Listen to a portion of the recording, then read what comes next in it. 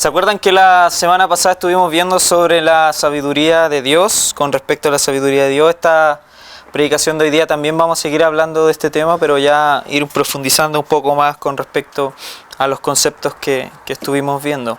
Así que quiero que abran sus Biblias en Proverbios 8. Si no tienen Biblia, y el Mauro puede ayudarlos con ello. Proverbios 8, versículo 30 en adelante. Versículo 30 hasta el 36. Dice: con él estaba yo ordenándolo todo, y era su delicia de día en día, teniendo solaz delante de él en todo tiempo. Me regocijo en la parte habitable de su tierra, y mis delicias son con los hijos de los hombres. Ahora pues, hijos, oídme, y bienaventurados los que guardan mis caminos. Atended el consejo y sed sabios, y no lo menospreciéis. Bienaventurado el hombre que me escucha, velando a mis puertas cada día, aguardando a los postes de mis puertas. Porque el que me halle hallará la vida, y alcanzará el favor de Jehová. Mas el que peca contra mí defrauda su alma. Todos los que me aborrecen aman la muerte. Oremos antes de pasar ya a la predicación. Padre Santo, gracias te damos por este día, por tu misericordia, por cuán bueno eres tú, Señor, con cada uno de nosotros, por cómo tú muestras tu misericordia cada día, Señor, y vas trabajando, Señor, nuestro carácter, todo de nosotros, Señor. Ayúdanos, Señor, a confiar en ti, a buscar tu rostro cada día, Señor. Que podamos ser fieles a tu palabra, Señor, fieles a lo que tú nos hablas por medio de ella, Señor. Y ayúdame, Señor, a explicar, a poder predicar esto que estamos viendo, Señor, del libro hacia el conocimiento de Dios, Señor. Que pueda ser un libro que nos bendiga mucho, Señor, con respecto a tu carácter, con respecto a tus atributos, Señor. Bendícenos, Señor, en este momento, en el nombre de tu Hijo amado Jesús. Amén y amén, Señor. Ahora vamos a hablar con respecto a la sabiduría misma, en el sentido de qué debemos, cómo nosotros debemos actuar con respecto a la sabiduría que nos habla estos pasajes. Si nosotros nos damos cuenta, Proverbios 8, el título que tiene es La excelencia y la eternidad de la sabiduría. Es un capítulo entero que habla sobre la sabiduría con respecto a cómo esta sabiduría nos va hablando de que estaba en el principio, ¿cierto? Ordenándolo todo, que dice después en el versículo 30, y era su delicia día en día, ¿cierto? En el 31, me regocijo en la parte habitable de su tierra. Entonces habla con respecto de estos pasajes al principio con respecto a la creación y con respecto a otras cosas también, con respecto a la redención, porque dice: porque el que me halle hallará la vida y alcanzará también el favor de Jehová, en el versículo 35. Pero específicamente cuando nosotros hablamos de sabiduría o atender el consejo de algo, ¿ya? Para nosotros poder recibir un consejo, para nosotros poder escuchar a alguien, debemos nosotros despojarnos, ¿cierto?, del orgullo, los prejuicios o de las barreras que nosotros mismos ponemos con respecto a cuando alguien viene a aconsejarnos, ¿sí? Esto lo veo de alguna manera. Por ejemplo, imagínense un castillo, ¿cierto?, de la edad medieval, donde estaba el castillo, ¿cierto?, y por alrededor había como un lago, una fosa de agua, ¿cierto?, y este castillo no podía ser ingresado a él más que por una puerta, ¿cierto? Y esa puerta era como la vemos en las películas, ¿cierto?, que baja para que la persona entre. Muchas veces iban mensajeros, ¿cierto?, de un reino a otro, y la única manera de que pudiera llegar el mensaje hasta esa persona es que fuera bajado el puente, ¿cierto? De alguna otra manera nosotros hacemos eso cuando escuchamos el consejo, cuando atendemos lo que nos dice otra persona. De alguna otra manera vamos bajando el puente, vamos bajando las puertas para que ese mensaje pueda llegar hasta nosotros. Entonces, cuando nosotros hacemos esto, cuando escuchamos las palabras de alguien, es que dejamos nuestro orgullo, dejamos nuestra soberbia, dejamos nuestra arrogancia muchas veces para atender el consejo de una persona. Y cada vez que nosotros atendemos el consejo de alguien, de alguna u otra manera tenemos una actitud de humildad, ¿cierto? Porque reconocemos a esa persona que estamos escuchando de que puede haber alguna verdad que nos pueda decir, hay alguna verdad en los dichos de esa persona.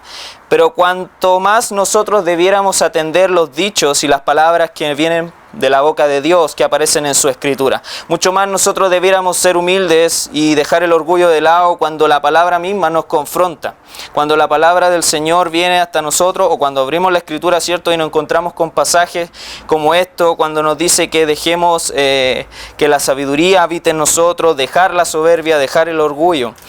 Debiéramos atender mucho más, con más diligencia, las palabras que vienen de Dios mismo, ¿cierto? Y hablamos la semana pasada con respecto a la sabiduría de Dios, ¿cierto? Hablamos de las circunstancias, hablamos de esas circunstancias malas, de las circunstancias a lo mejor también buenas que pueden haber en nuestra vida, y cómo esas circunstancias de una u otra manera van transformando nuestro carácter, van transformando nuestra vida, ¿ya? Para que sea cada vez más a la imagen de Cristo. Y cómo también hablamos la semana pasada de que esas circunstancias nos deben ayudar o incitar a nuestro corazón a amar más a Dios cada día. ¿Sí? Para los que vinieron, no sé si se acuerdan de eso que pude explicar. Entonces debemos confiar en Dios con respecto a cómo Él va llevando las circunstancias, cómo Él va llevando los sucesos que ocurren en nuestra vida, porque cada uno de esos sucesos, cómo Dios lleva la historia adelante, es para su gloria y para el beneficio de nosotros. Pero esto con respecto a que Dios lleva las circunstancias, con que Dios providencialmente determina todas las cosas, no es que nosotros, por ejemplo, nos podamos imaginar en una sala de, no sé, de vigilancia, por ejemplo, la sala de vigilancia del metro o de carabineros, donde hay alguien sentado en una silla viendo 1.000.000 de cámaras, ¿cierto? O la pantalla donde una cámara está grabando. No quiere necesariamente decir cuando nosotros debemos estar contentos con las circunstancias, no quiere decir que nosotros nos sentemos en esa silla y veamos el panorama y tomemos buenas decisiones. No quiere decir específicamente eso con respecto a la sabiduría, ¿sí? No es ver la sala de cámaras de vigilancia del mall o de tránsito donde se pueden apreciar todo lo que cada persona hace. Pensamos que así funciona el cristianismo, que podemos echar una mirada a la providencia de Dios y luego continuar con nuestras vidas, porque lo que necesitamos no es solo saber actuar, ¿sí? No solamente necesitamos tomar buenas decisiones, sino que lo que necesitamos nosotros es una relación con Dios, es una relación con la vida de Dios. Y la sabiduría no es la técnica para resolver nuestras situaciones de la vida, no es la forma de cómo debemos solucionar tampoco nuestros conflictos principalmente, sino que la sabiduría tiene que ver con despojarnos de algo para tomar algo mejor, ¿sí? Si nosotros nos vamos a la etimología de la palabra sabiduría, tiene que ver con saborear, viene de tomar el gusto de algo. Pero no es cualquier cosa la que nosotros degustamos, sino que lo que estamos degustando, o lo que debiéramos degustar principalmente, es a Dios mismo. No es las cosas, no son las circunstancias, no es ni siquiera nuestra buena forma de tomar decisiones o la inteligencia que nosotros podamos tener para tomar buenas decisiones, ¿cierto? Y que nos vaya bien en la vida. ¿Sí? Como dije, la sabiduría tiene que ver con despojarnos de algo de nosotros, con despojar nuestro orgullo, dejar de lado nuestro orgullo, nuestra vanagloria, nuestra soberbia. Muchas veces pensamos nosotros de que somos los bastante inteligentes, los bastante buenos para tomar decisiones, que muchas veces desechamos los consejos de nuestros padres, desechamos los consejos del pastor o de gente de la iglesia que tiene más sabiduría, por decirlo de alguna manera, con respecto a lo que Dios quiere para nosotros, ¿sí? Porque en el mismo Proverbio 8 comenta, en el versículo 35 dice: porque el que me halle, hallará la vida y alcanzará el favor de Jehová. Cuando estamos hablando de la sabiduría, no estamos hablando simplemente de un concepto o de una habilidad que nosotros podemos tener, sino que de verdad cuando nos encontramos delante de la sabiduría, delante de una persona, ¿cierto?, que es la sabiduría, que es Cristo mismo, cuando nos encontramos con esa persona, hallamos la vida y alcanzamos el favor de Jehová. La sabiduría, entonces, como dije, no tiene que ver con un concepto o una habilidad que radica en nosotros, sino que la sabiduría tiene que ver con Cristo, que nosotros nos encontremos con Él, que hallemos la vida en Él. Eso significa tener sabiduría. Y algo muy importante que nos habla Proverbio, que dice: el principio de la sabiduría es el temor a Jehová, ¿sí? Cuando nosotros tememos el nombre de Dios, o cuando respetamos, específicamente para los que no entienden lo que es el temor, cuando nosotros respetamos, reverenciamos el nombre de Dios, recién ahí comenzamos el camino de la sabiduría, ¿sí? Porque conocemos a quién es el verdadero y único Dios sabio. Ahora que hemos visto que la sabiduría es dejar algo, que es lo que mencionamos anteriormente, que es dejar algo de lado para tomar algo mejor, ¿sí? Esto no quiere decir que nos quedemos vacíos, no quiere decir que no tengamos ninguna habilidad o ninguna capacidad. Más bien la sabiduría es dejar nuestro orgullo, como dije en el principio, para tomar con humildad la sabiduría que proviene de Dios. El pasaje leído dice que cada pecador defrauda su alma, ¿sí? Si nosotros nos vamos al texto, en el versículo 36 dice: mas el que peca contra mí defrauda su alma. ¿Qué significa esto? De que el que escribió Proverbios diga que nosotros cuando pecamos contra la sabiduría o cuando desechamos la sabiduría defraudamos a nuestra alma. ¿Qué significa esto? Que nosotros mismos defraudamos nuestra alma cuando nosotros como hombres fuimos creados para glorificar a Dios, que fuimos en el principio hechos para adorar a Dios, ¿cierto? Que es el propósito del hombre. Lo vemos en la primera pregunta del Catecismo Menor de Westminster, que dice ¿cuál es el fin principal del hombre? Y ahí nosotros respondemos: glorificar a Dios y gozar de Él para siempre. Nosotros fuimos creados para tener una relación con Dios. Nosotros fuimos creados para experimentar a Dios con nuestras vidas y en todo lo que nosotros hacemos, ya sea en nuestro trabajo, en nuestra educación, en nuestras familias. Fuimos nosotros creados para glorificar a Dios en todo esto. Pero cuando nosotros defraudamos a nuestra alma, es cuando nosotros cambiamos el gozo de Dios o el propósito de conocer a Dios, ¿cierto?, por cualquier otra cosa.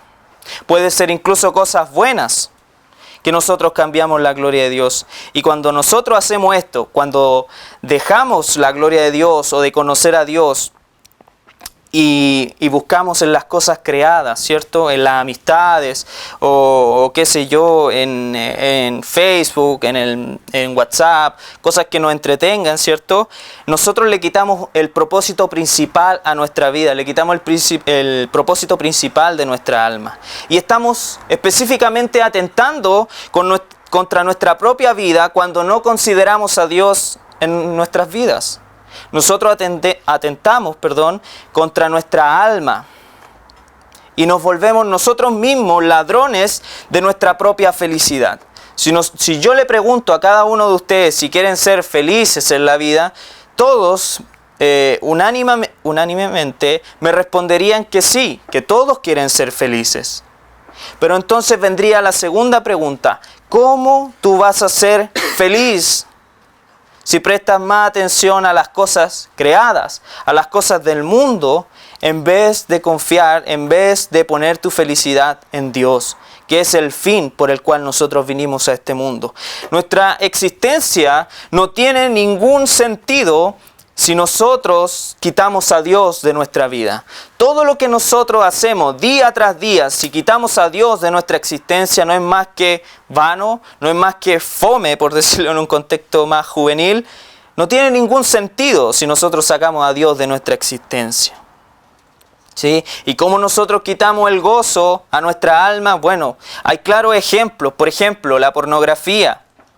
Cuando nosotros escuchamos o contamos chistes en doble sentido, ordinarios, soeces, ¿sí?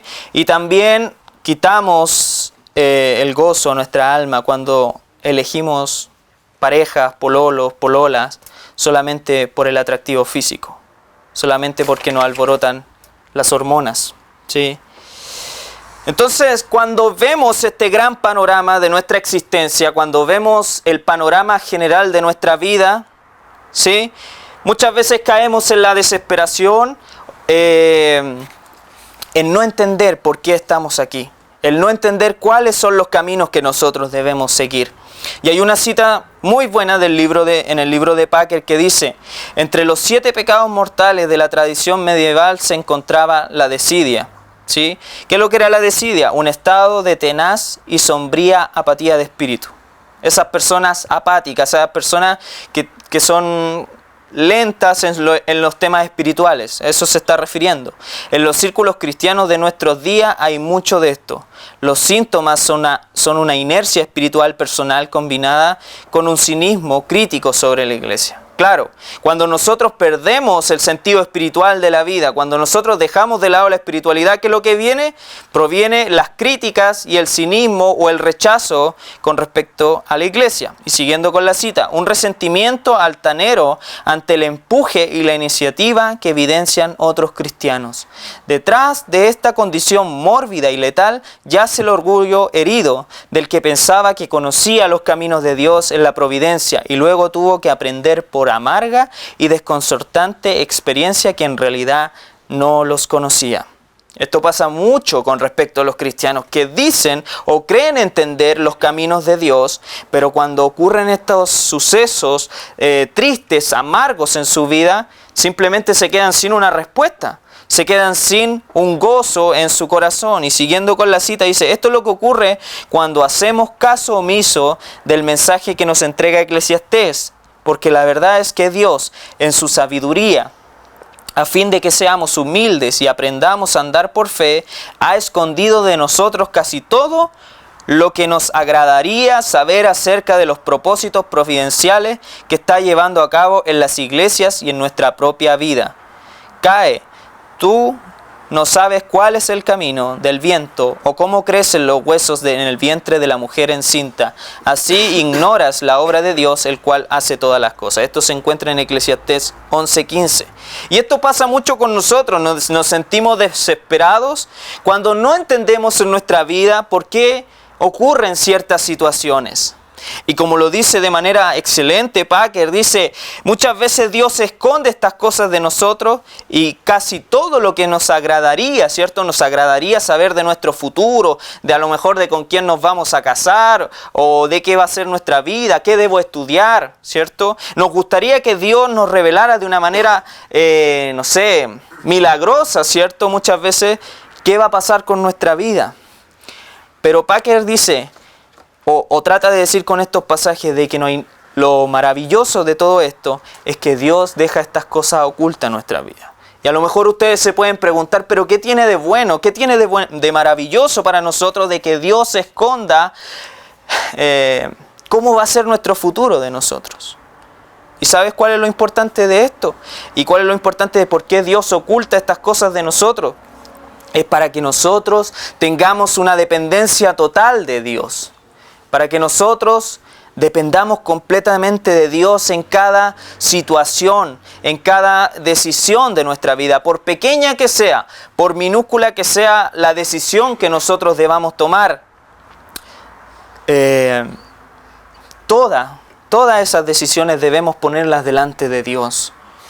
Y quizás parece algo, ¿cómo decirlo?, ya sabido, y quizás lo que estoy diciendo ahora a ustedes no tiene ninguna relevancia, no tiene ninguna importancia, porque a lo mejor ustedes lo saben, pero la única manera de entender esto en profundidad es cuando nosotros estamos pasando por esos momentos amargos. La única manera de que esto pase de nuestra cabeza a nuestro corazón es cuando estamos pasando por los momentos difíciles.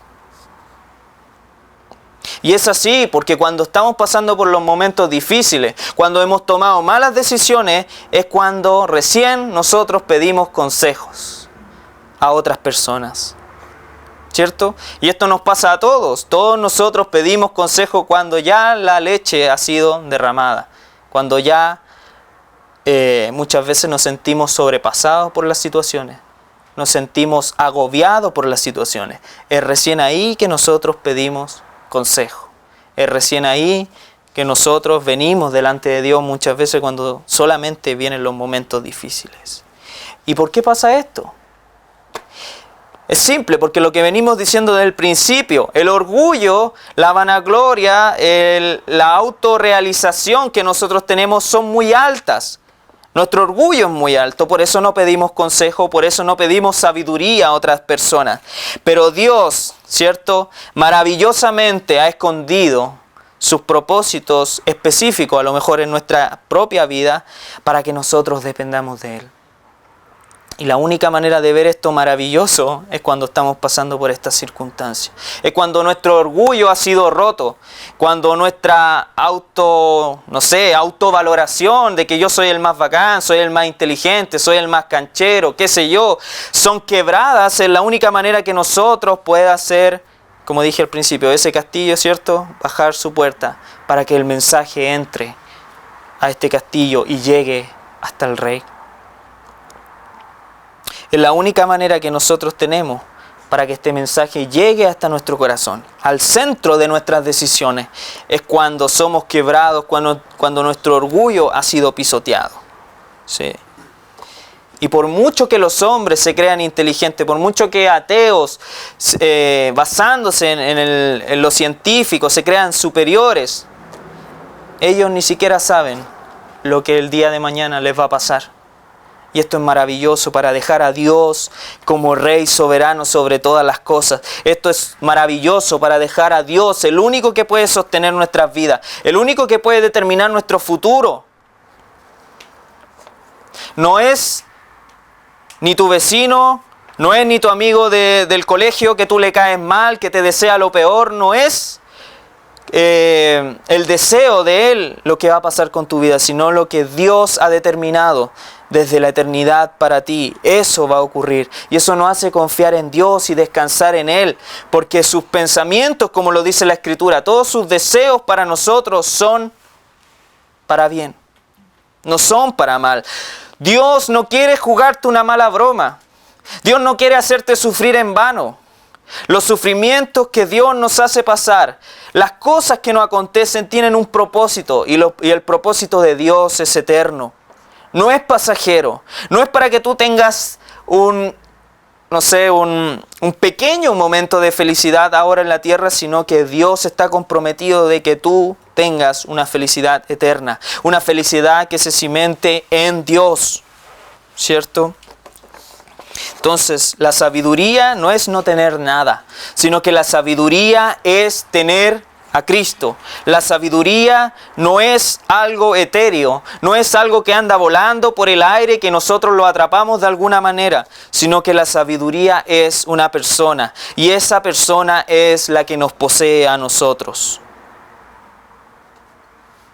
Por eso nosotros no debemos buscar cualquier cosa al azar con respecto a Dios o algún atributo de Dios que nos guste, sino que debemos buscar a ese Dios que nos ha sido revelado por la Escritura, a ese Dios que gobierna todas las cosas, a ese Dios que es soberano sobre toda nuestra vida y que es más importante que chatear en el celular. Es que aprendamos a reverenciar a Dios y a respetar su nombre. Como dice en otro pasaje de Proverbios, lo había mencionado anteriormente, el principio de la sabiduría es el temor a Jehová. Y el problema de nosotros no es que sabemos muchas cosas con respecto a Dios. Porque podemos aquí, muchos de nosotros, estudiar teología y saber muchas cosas sobre Dios.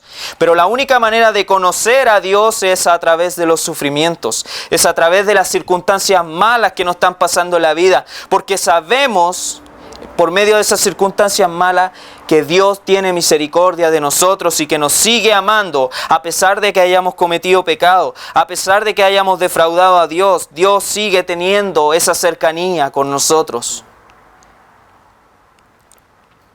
Y como lo decía también John Piper, parafraseándolo a él, dice que la mejor manera, o explicándolo él, los mayores momentos de espiritualidad o de cercanía con Dios ha sido a través de los momentos dolorosos, de los momentos malos que él ha pasado en su vida. ¿Sí? Entonces la sabiduría nos une a alguien. ¿Sí? No solamente tiene que ver con conceptualizaciones en nuestra cabeza, sino que tiene que ver con que somos unidos a alguien. ¿Sí? Y somos unidos a la sabiduría, somos unidos al único y sabio Dios, somos unidos a Cristo, que si nosotros vemos bien en los pasajes, no está expresando un concepto, sino que está expresando a una persona, porque dice en el versículo 30, con él estaba yo ordenándolo todo, y era su delicia de día en día. Está hablando de Dios, ¿cierto? Y dice, me regocijo también en la parte habitable de su tierra, y mis delicias son con los hijos de los hombres. Ahora pues, hijos, oídme, y bienaventurados los que guardan mi camino. Atended el consejo y sed sabios, y no lo menospreciéis. Pero luego en el versículo 35, dice que el que haya la sabiduría, ¿cierto? ¿Qué dice? Hallará la vida. Y cuando nos encontramos con Cristo, con la sabiduría misma, es que encontramos verdaderamente sentido a nuestra existencia. Es que encontramos sentido a lo que nos pasa en nuestra vida. Y hallamos la vida, hallamos la felicidad, hallamos el gozo pleno solamente en Él. Pero luego que hemos nosotros conocido a este Cristo, que Él nos ha dado la vida, ahora nosotros somos responsables en tomar decisiones que alegren a nuestro Señor. Tomamos decisiones que tengan que ver con agradar a Cristo, que agradar su vida, su existencia. Y así nosotros nos damos cuenta que nuestra existencia está segura en Él, porque Él determina nuestro futuro, no las personas que nos desean el mal. No es la persona que te cae mal o la que tú le caes mal a esa persona la que determina a dónde estarás tú o tu futuro, sino que la persona que determina dónde vas a estar tú por la eternidad o dónde va a llegar tu vida en esta tierra depende de Cristo solamente. Y si tú de verdad te has encontrado con Él, has hallado la vida y no has amado la muerte. Y todo lo que hace Dios no es para producirte dolor. Todo lo que hace Dios con tu vida no es para producirte confusión ni nada de eso, sino que todo lo que produce Dios es para tu propia salvación y para nuestra mayor felicidad. Aunque no lo entendamos, lo que Dios está produciendo en nuestros corazones es una mayor expectación de Él, una mayor felicidad por tenerlo a Él en nuestra vida y en nuestro corazón. Y para ir finalizando, quiero hacer estas preguntas con respecto a ustedes. Puesto que la sabiduría, ¿cierto?, es unirnos a Cristo, estar unidos a una persona, ¿a qué cosas nosotros nos estamos uniendo? ¿O a qué cosas nuestra alma se une? ¿A qué cosas creadas nuestra alma se está uniendo? ¿Sí? Y quisiera hablar específicamente de dos cosas, o que en los grupos o en el grupo se pudiera hablar con respecto a esto. Con respecto a las relaciones. ¿A quiénes nosotros tenemos por compañeros de nuestras vidas amorosas? ¿A quién estamos escogiendo para conocer mejor? Y con respecto a los estudios, ¿nosotros apartamos el tiempo suficiente en el estudio que glorifique a Dios? Y ese estudio es un ídolo a lo mejor que está reemplazando incluso el día domingo para venir a congregarse. Que Dios sea bendiciéndonos ahora en los grupos. Vamos a orar antes de dividir.